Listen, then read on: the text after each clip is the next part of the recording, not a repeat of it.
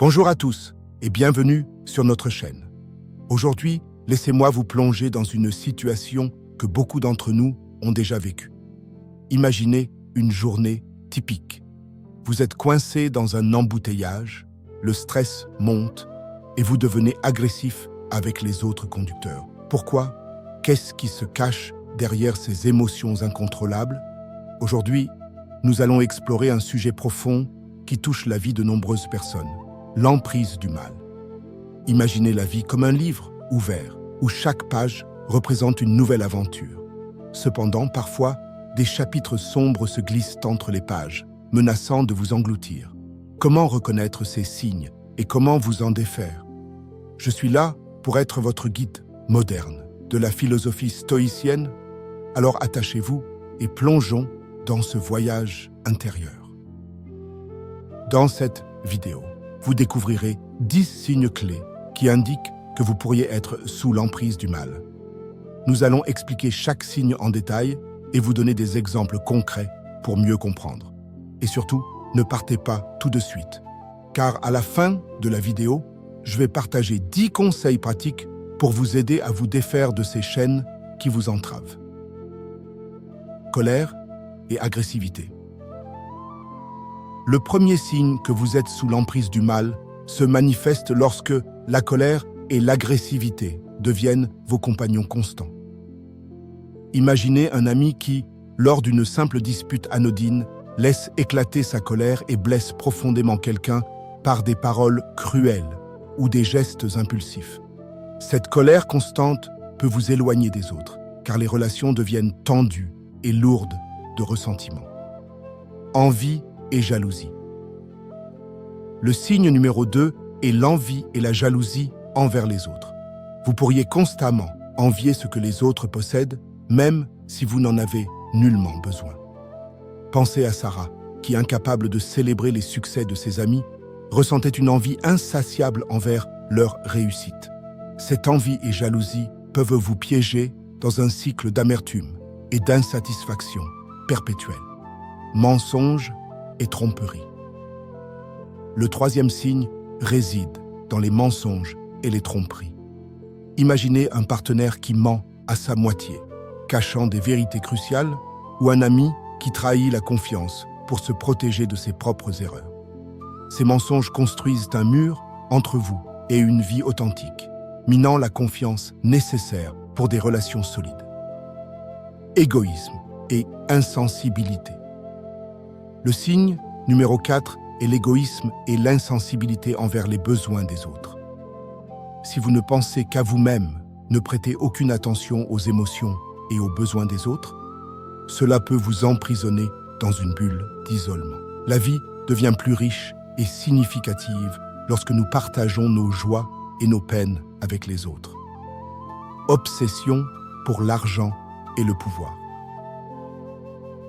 Le signe suivant est l'obsession pour l'argent et le pouvoir. Pensez à David, prêt à tout pour accumuler davantage de richesses, ignorant les valeurs humaines et les connexions significatives. Cette obsession aveugle souvent à l'essentiel, érigeant des barrières entre vous et une vie riche de sens. Attirance pour le mal et le vice. Le sixième signe est l'attirance pour le mal et le vice. Si vous vous trouvez constamment attiré par des comportements dangereux, tels que la violence ou la drogue, c'est un signal d'alarme. Cela peut indiquer que des forces sombres exercent une emprise sur vous, menaçant votre bien-être et votre sérénité. Pessimisme et négativité. Le signe 7 réside dans le pessimisme et la négativité constante. Si vous voyez le monde à travers un prisme sombre, cela peut vous emprisonner dans un cycle de désespoir. Chercher constamment le négatif peut obscurcir votre vision de la réalité et vous priver d'une vie épanouissante. Difficulté à pardonner. Le signe 8 est la difficulté à pardonner. Si vous avez du mal à pardonner à ceux qui vous ont blessé, vous portez un fardeau émotionnel lourd et inutile. Le pardon est souvent une clé pour votre propre libération, et s'accrocher à la rancune peut vous maintenir dans un état d'emprise négative. Le 9e signe et l'absence de remords ou de culpabilité pour vos actions. Si vous ne ressentez aucune responsabilité pour les conséquences de vos actes, cela peut être un signal d'alarme que quelque chose ne va pas dans votre moralité et votre éthique. Enfin, le 10e signe est l'obsession de la vengeance. Si vous passez des heures à planifier comment vous allez vous venger de quelqu'un, cela peut vous emprisonner dans un cycle de haine et de ressentiment. Cette obsession peut être dévastatrice pour votre paix intérieure et vous retenir dans un état de rancune constante.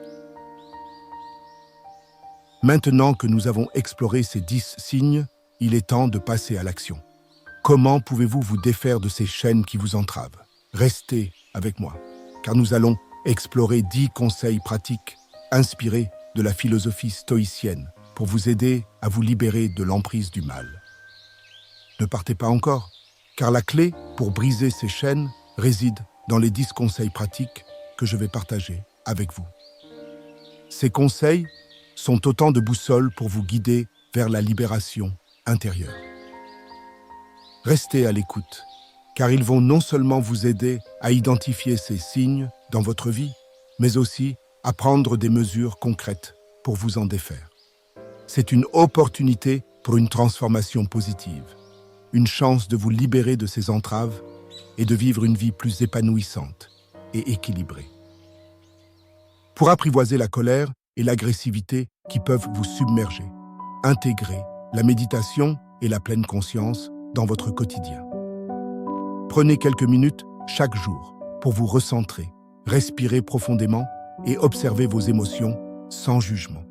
En comprenant vos réactions émotionnelles, vous pouvez apprendre à les gérer de manière plus constructive. Contre l'envie et la jalousie qui vous rongent, développez un état d'esprit de gratitude. Gardez un journal de remerciements où vous consignez chaque jour les choses simples pour lesquelles vous êtes reconnaissant. Cette pratique vous aidera à apprécier ce que vous avez plutôt que de convoiter ce que les autres possèdent. Pour éviter de mentir ou de tromper, privilégiez l'honnêteté et la transparence dans vos relations. La confiance est un pilier essentiel des liens interpersonnels et être sincère avec les autres renforce ces liens tout en vous libérant du fardeau des mensonges. Lorsque l'égoïsme vous pousse à vous centrer uniquement sur vous-même, trouvez l'équilibre en vous engageant dans des actions de bénévolat et en pratiquant la générosité envers les autres. En contribuant à la vie des autres, vous découvrirez une satisfaction profonde dans le partage et l'empathie. Pour surmonter l'obsession pour l'argent et le pouvoir, prenez du recul et réfléchissez sur vos valeurs et vos priorités.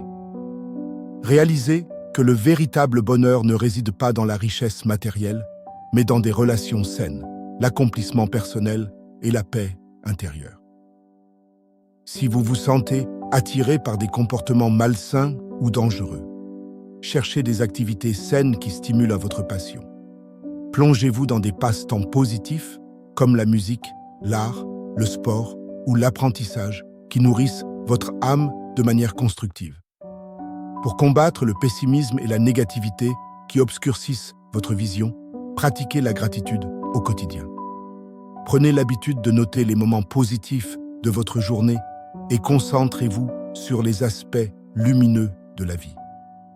Une perspective positive peut changer votre attitude et votre perception du monde. Apprendre à pardonner est un acte puissant de libération. Comprenez que le pardon est avant tout un cadeau que vous vous faites à vous-même, vous permettant de laisser aller le poids des ressentiments. Cultivez la compassion envers ceux qui vous ont blessé, en reconnaissant leur humanité et leur faiblesse. Pour éveiller le remords et la culpabilité, prenez la responsabilité de vos actes. Analysez vos erreurs et apprenez d'elles, transformant ainsi vos expériences passées en opportunités de croissance personnelle. Le remords sain peut vous guider vers un meilleur comportement à l'avenir. Enfin, pour briser l'obsession de la vengeance, pratiquez la compassion envers vous-même et les autres. Comprenez que la haine et la rancune ne vous libèrent pas, mais vous emprisonnent. Cherchez des moyens de guérir est d'avancer, en pardonnant et en laissant place à la réconciliation plutôt qu'à la vengeance destructrice. En conclusion, il est essentiel de reconnaître les signes de l'emprise du mal dans votre vie pour pouvoir agir. La philosophie stoïcienne nous enseigne que nous avons le pouvoir de changer nos vies et de nous libérer de ces entraves.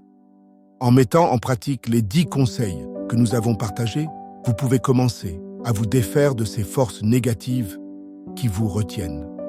Alors, prenez conscience de votre propre chemin et avancez vers une vie plus épanouissante et sereine.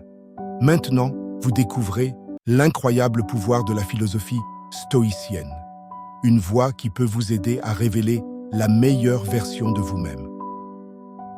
À chaque étape de ce voyage intérieur, rappelez-vous que vous avez le potentiel de vous libérer de l'emprise du mal et de cultiver la paix intérieure. Votre engagement à changer est la première étape vers une transformation profonde. Si vous êtes prêt à changer, commencez par écrire « Je suis du bon côté » dans les commentaires. Si vous avez trouvé ces informations précieuses, je vous encourage à montrer votre soutien en laissant un pouce bleu, en vous abonnant à notre chaîne pour plus de contenu inspirant et en partageant cette sagesse avec vos amis. Ensemble, nous pouvons créer un monde empreint de sagesse, de bienveillance et de sérénité. Merci d'avoir fait partie de ce voyage et je vous donne rendez-vous très bientôt pour de nouvelles explorations intérieures.